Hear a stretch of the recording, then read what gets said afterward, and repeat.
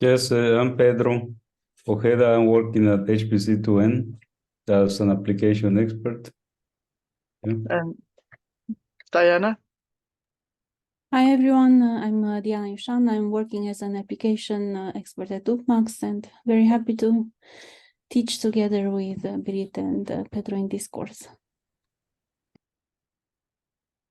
Thank you. So let's maybe start with the course info and setup. So I'm going to share my screen.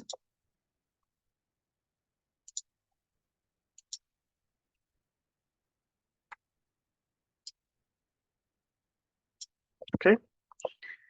And we'll start out with a very short course info and then go to a short setup. I'm going to assume that everyone has a working Git installation, and we will look briefly into how to set it up, but I will assume everyone has it installed or has access to a system where it's installed.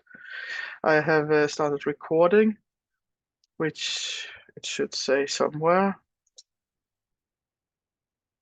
which it doesn't for me.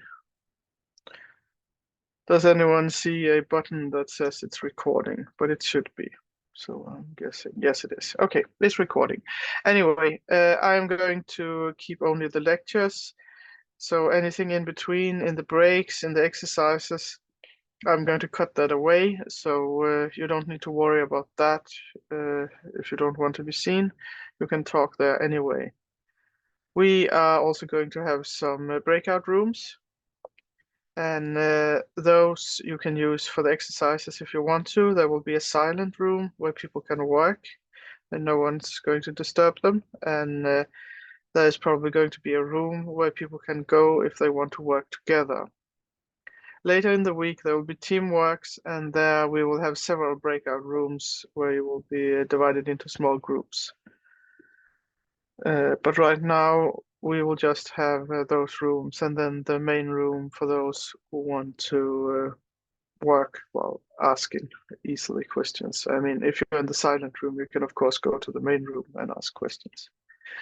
I'm going to shut down my email client. Okay, so welcome to the course. It's Introduction to Git for the fall 2023 version of it. And I will just do a very quick intro. And the instructors here also list the 3 people that have introduced themselves. It also lists Björn from UPPMAX, who was going to take part of the course, but he had some other things that he needed to take care of. So he's not joining this version of it. And this course, it shall have a mixture of lectures and hands-ons, and it will be split into modules over these 5 half days. And there is a schedule that I attached to the email I sent to you, and otherwise you can see it on the course website. And we will do the lectures in this main room, and there will be hands-on for most of it. Not so much today, though I think there will be some for the basic commands. And they will be done mainly in the main room, but there will also be a breakout room, as I said, where you can go to work in peace, and there will be one where you can go if you want to show the screen and think to just an instructor or something. Most will be done locally of the exercises, but later in the week we will have exercises on GitHub, especially for the teamwork. And as mentioned before, there is a solution where you can log into Rackham and use that if you have an account there. And we have some information on how you use it, and I sent that out with the email as well. And we have a Q&A document, and that link should also have been sent to you. And I also it's also listed on the important information page that I listed in the email. And maybe one of my co-workers here can share a link in the chat to the Q&A page. But it's easiest if you write questions you have to the Q&A page, because if you write them to the chat, we will usually see them, but they scroll by pretty fast if there is a lot of clutter in it. So it might be safer to put it on the Q&A page. And also you can go back there and read the answers later. So. And here on these slides, if you want a text form of them, you can scroll down here. See, there is a small text icon. If you click that, then you will get a text form of it here. So if you want to read it in a different way. So anyway, a quick overview. There was the optional installation help. We had that 8:30 to 9, and there were no one needing that. And then we're doing the course info, and we're going to do introduction and setup, and then motivation, and followed by basic commands, parts 1 and 2. And tomorrow we will look at basic concepts for Git. And then we will also be looking at the commit tree. And that part will have some hands-ons, just as the basic commands would. And then the third day, we continue looking at the commit tree. That is a very important part of Git. And there will be several hands-ons there. And then we will move to branches, how to handle merging and conflicts. And again, there will be hands-ons. And on the fourth day, we will continue looking at branches. And then we will start working with remotes. And before that, we will do a brief intro to SSH keys and using GitHub. And that part you have maybe done that before, because I will go through it briefly here, but it's just to make sure that anyone joining later actually goes through that, because as you may or may not know, now you can only use GitHub if you have SSH keys or something similar set up. You cannot use it just with passwords from the command line. And then on the fifth day, we will look at teamwork, and that will be done on GitHub. And also there will be a catch-up from the previous days. So, okay. And on the course website here, you can see the schedule.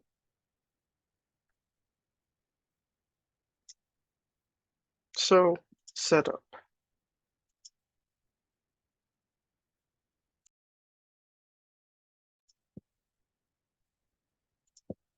Let's see. So you have installed Git, or it was already installed, and we will use it from the command line, and that is for two reasons. First, if you are using it at an HPC center, then it will almost certainly be used from the command line. And second, it's way easier if you want to actually learn how to use Git, because if you're using it in a graphical interface, then a lot of things will be hidden in the background, which might actually mean that it will be more difficult for you to understand what is going on in Git. And on Linux and Mac OS, you will be using it from the terminal, and on Windows, you will be using Git Bash. And Git Bash is installed together with Git if you are installing it from the Git SCM page. There are graphical tools, and here's a list of a few of them. All of them are free, and they will be available for all OSs unless it's mentioned here. And you can see that some of them are Windows only, and some of them are Mac or Windows only. So I'm going to assume you have already installed Git, but I'm going to walk through here how to do a quick intro, how to do a repository and things like that. So let's try and do this in a moment. I'll just read through this first. So you will create a repository, and you will set your name and email with git config. And you will test this by creating a file, adding it with git add, committing the file with git commit, and checking with git log that all looks well. And if it does, then we will clone the course materials.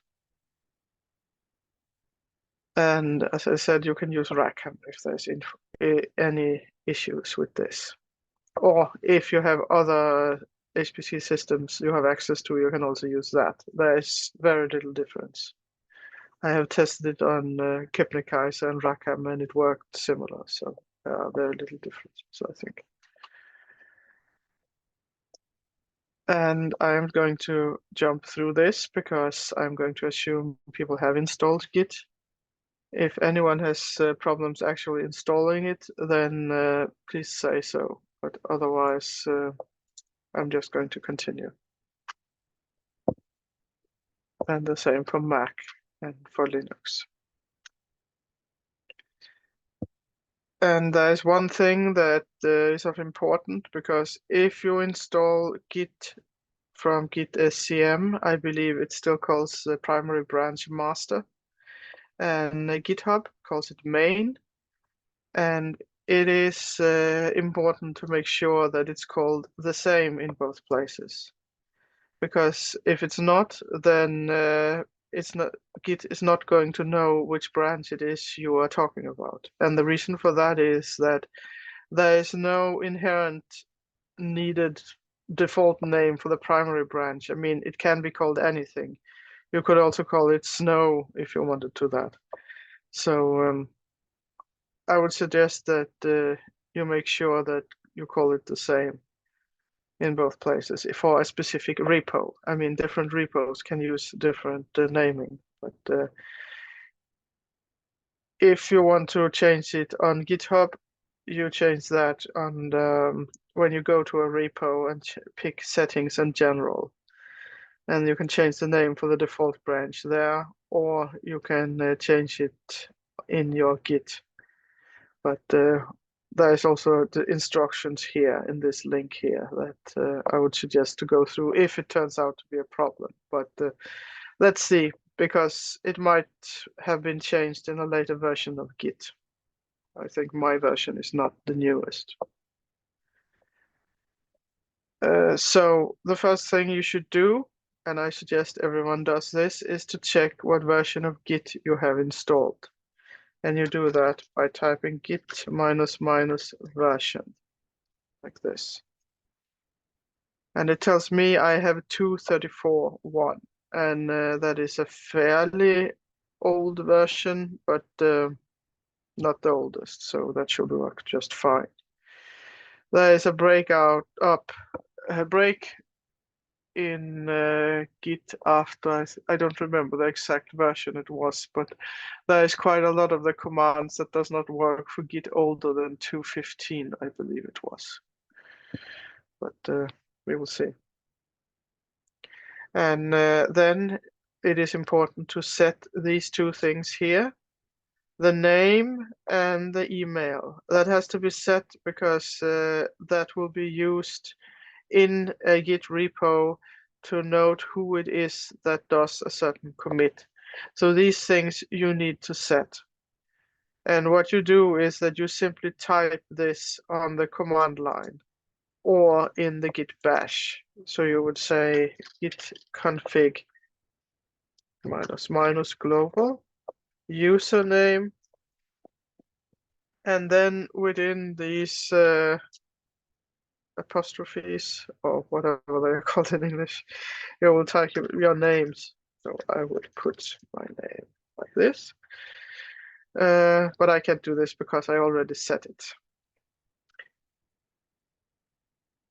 Instead, you will also set the email, and that would just be whatever email you want to put there. For instance, your work email is a good choice. So those things you should set.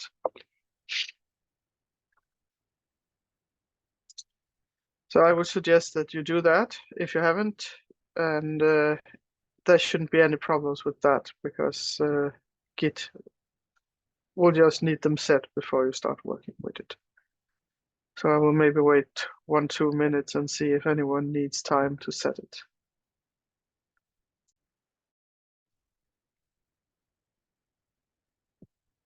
Has everyone done this?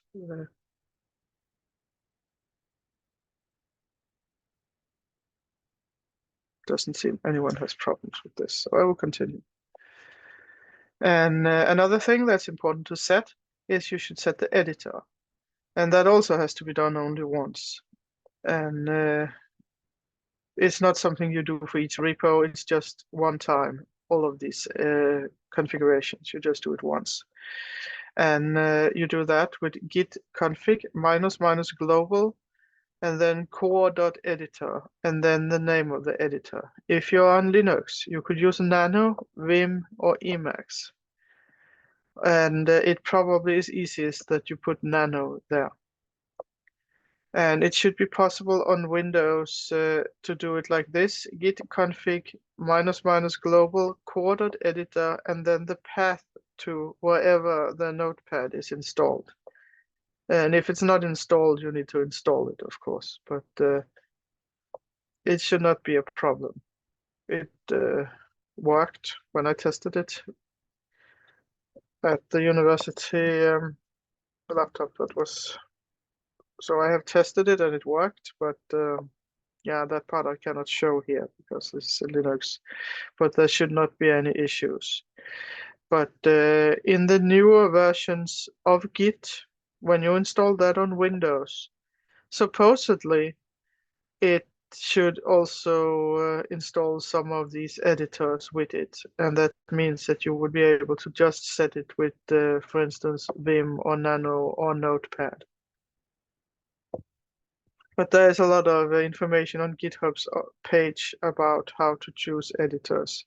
But if anyone has problem with this, with getting it to work, then please ask us and we will try to help.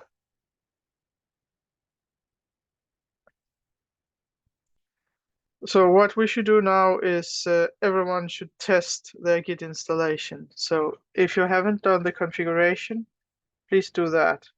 And when you have done this, then you should do this test of the Git installation working. So I'm going to create a test directory on my own machine, and I'm going to call it my Git.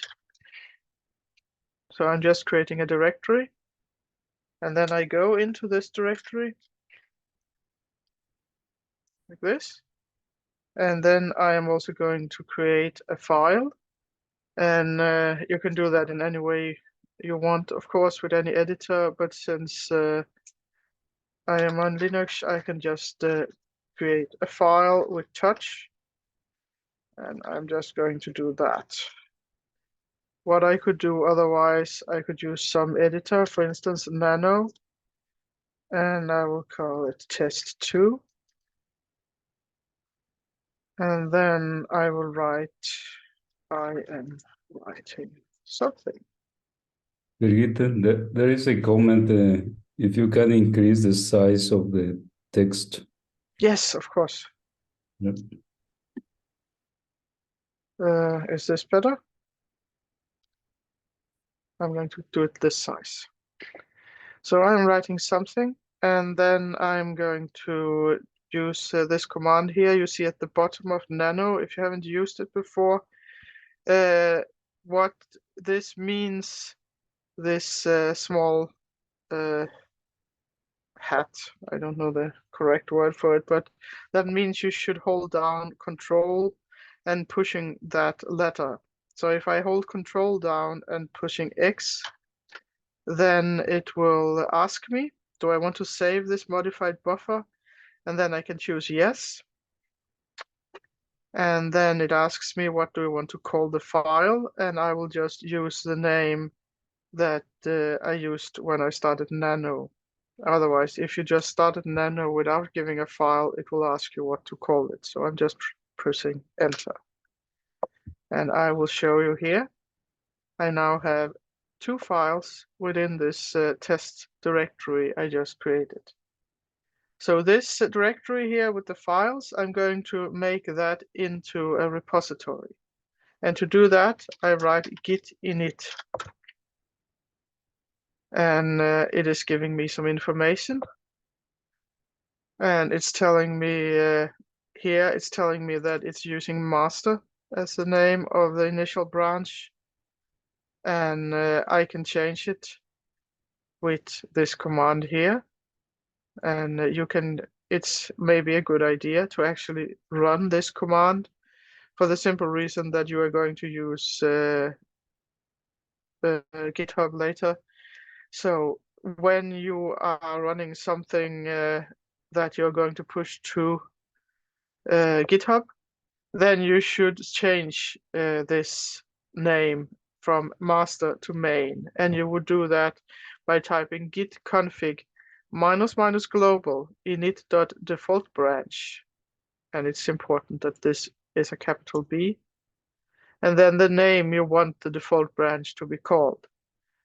Remember, you could call it whatever you wanted to, but since you're using GitHub, you should put main here.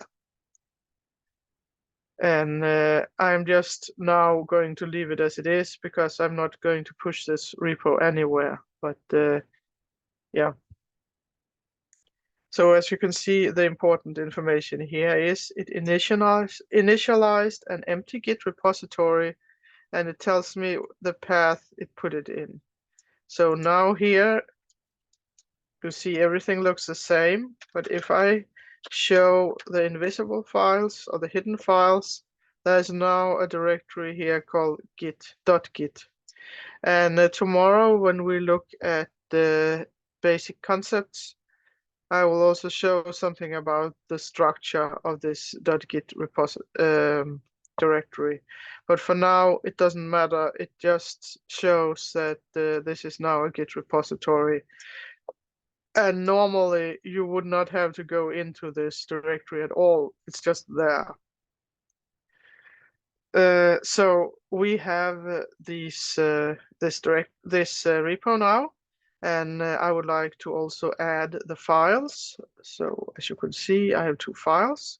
So I could do git add test text, and then it adds it. And another thing you could do if you want to add everything from this directory and also from all subdirectories, then you can instead do git add dot. Dot is short for this directory, and git does also recursively below it. But in this case, create one file, git add the name of the file. So I'm going to just wait a few moments and let people get to this point.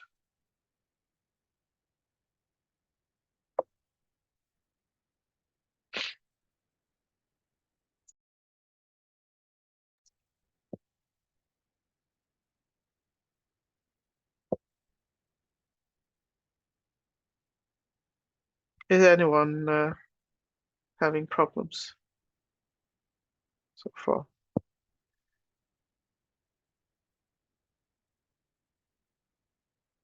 So when you have done this, you would do git commit, and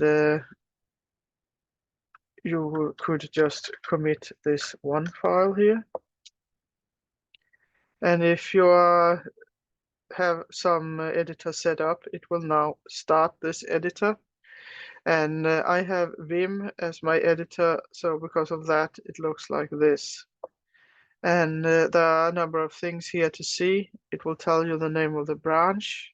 It will say this is the initial commit. It will say which changes are to be committed, and I was committing this file here. And it also tells me there is also test2.txt, which you are not currently committing. So what I'm going to do is that I am going to type a short commit text.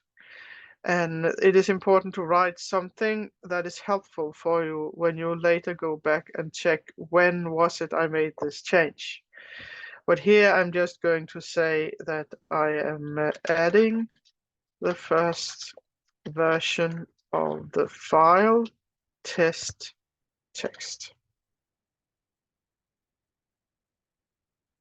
And then I'm going to save that and exit it. And since I'm using Vim, which I'm assuming either no one does or that you already know how to use it, but if you don't, if you press I, just a small I, then it will let you write in it.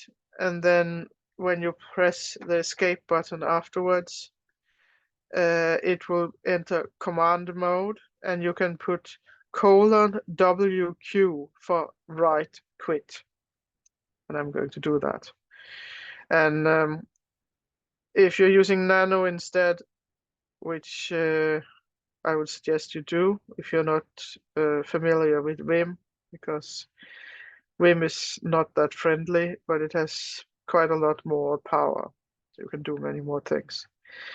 But here you just see it actually worked. It took one file and it added it, and it's saying here what it was you said in your commit message. And you could also do a general git commit that just now commits everything that you had added.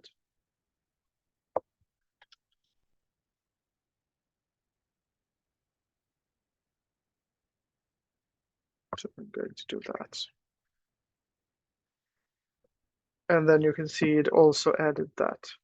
So please go do create a directory, go into the directory, create a file, do git init in it, create a file, add the file, commit the file, and see that everything of that works. And if all of that works, then you have gotten Git up and running. So please take some minutes and try to do this.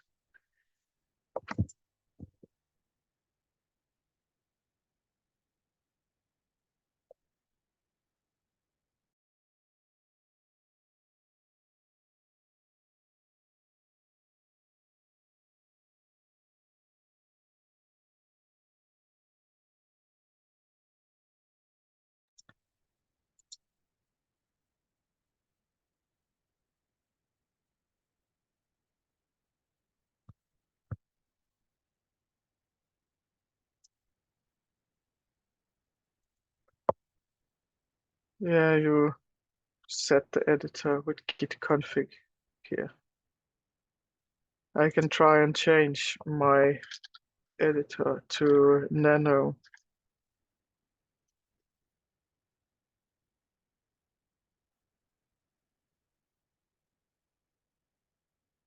Like that. And then I'm going to go and create another directory and show you how to do these things when it is Nano instead.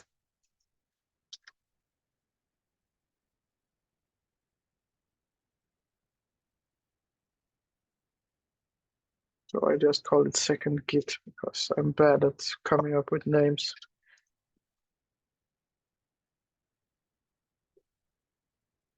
I'm going to create a file, and now I'm going to use Nano.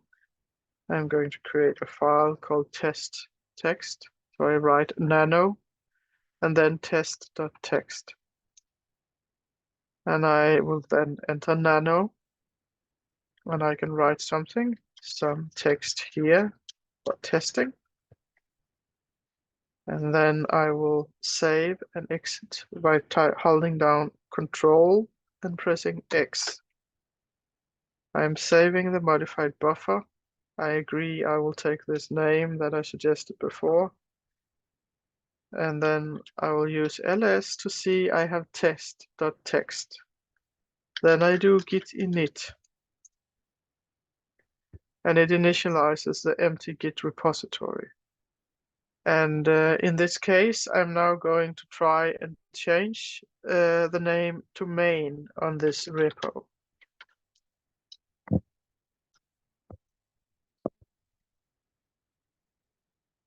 And this, since it's global, it's actually going to be everything. So I'll try just change it local just to see what happens. Because I only ever do things globally usually.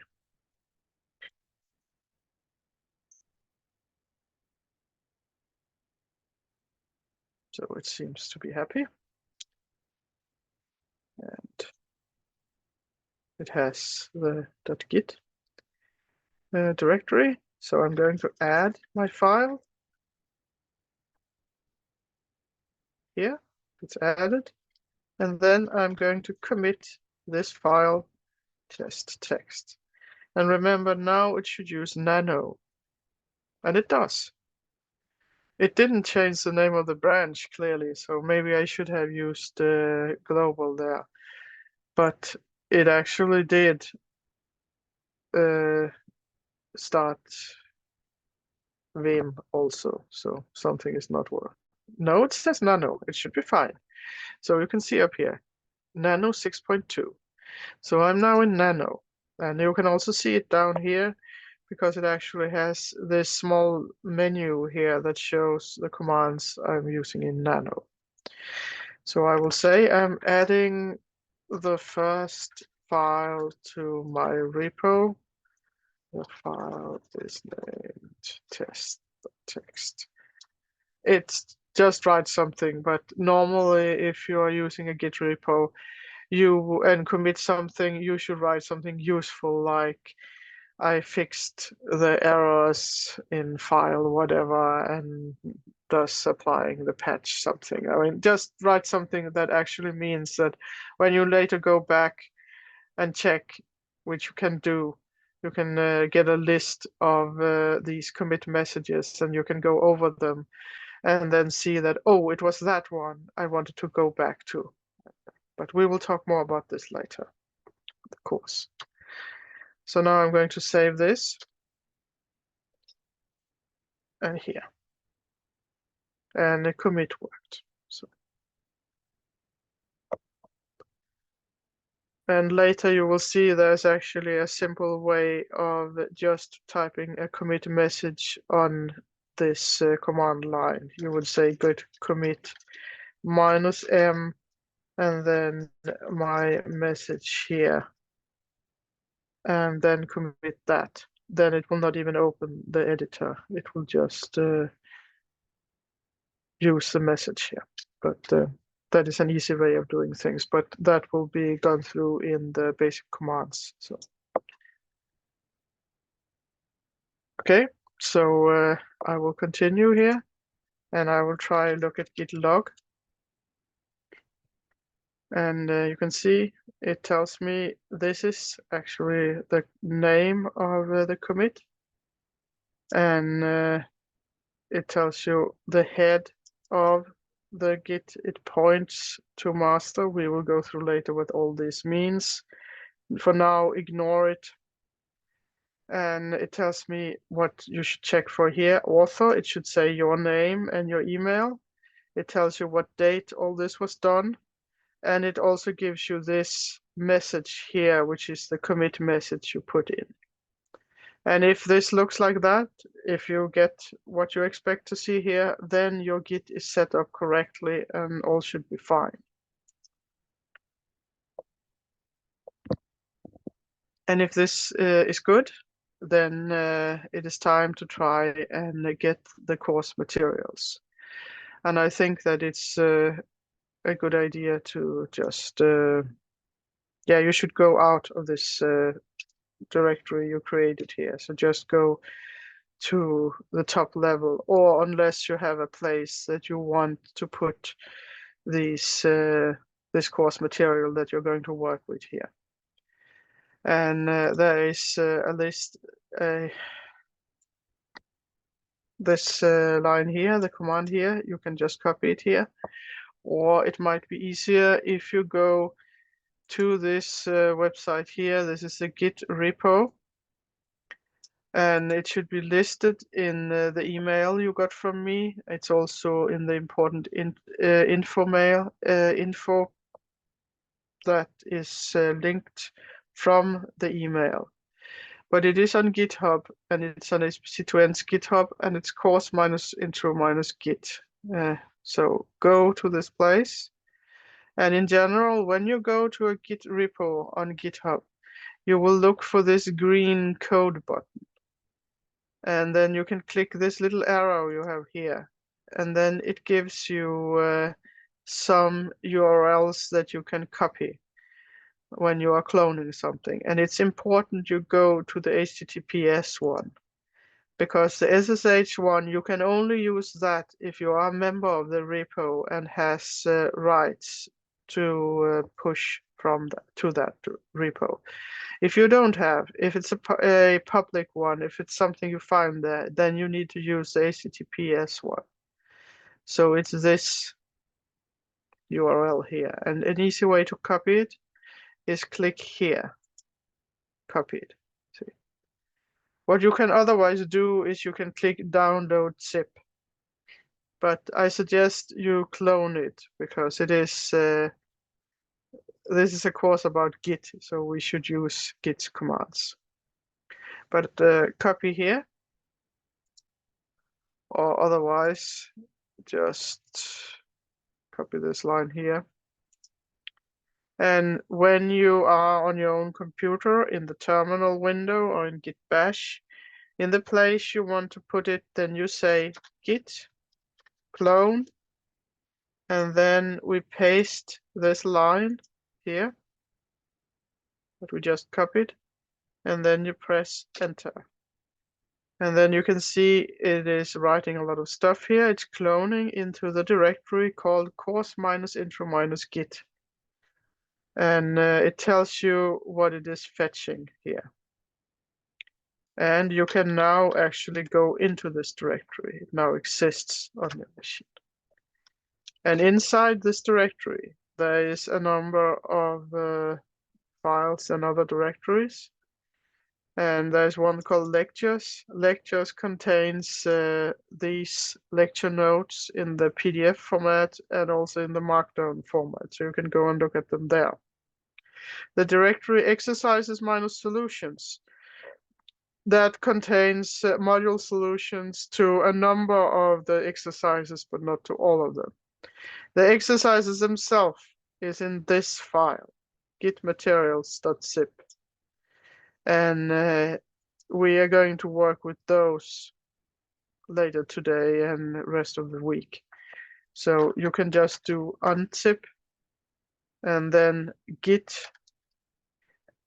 underscore materials. If you press tab, it should autocomplete.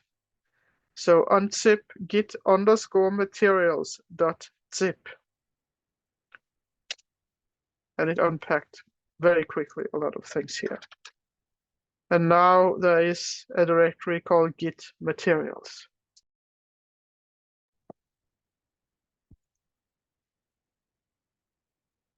And I am almost through this now. So I'll just, because now we have it set up, it should be fine. It should be working for you now.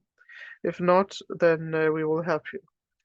Because it's important that you have this part working before we start working with the rest of the course. I will just mention there are some web-based Git repositories. GitHub is very popular. There's GitLab, which some of you may use also. Many universities has a GitLab set up. There's Bitbucket, there's SourceForge, and there are also other ones. There's Gitea and several others.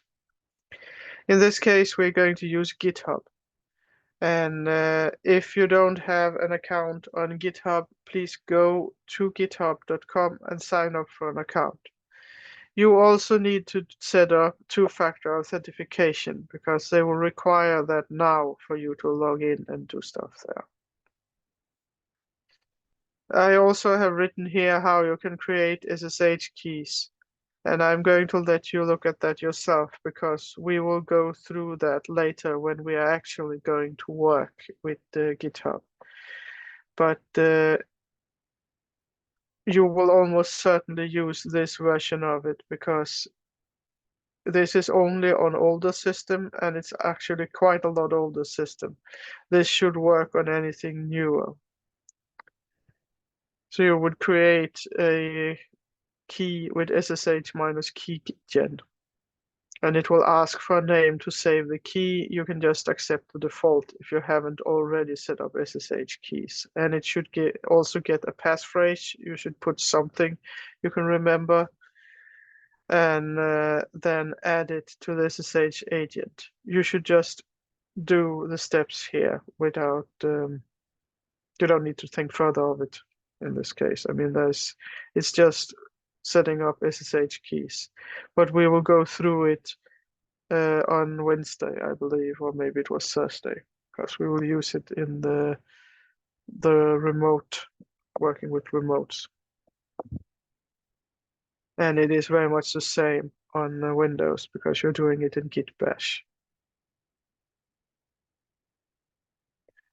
And then you'll add the SSH key to GitHub. Again, I will go through it later in the week. Just one more word on editors. There is also there's editor Vim, there's editor Nano on Linux.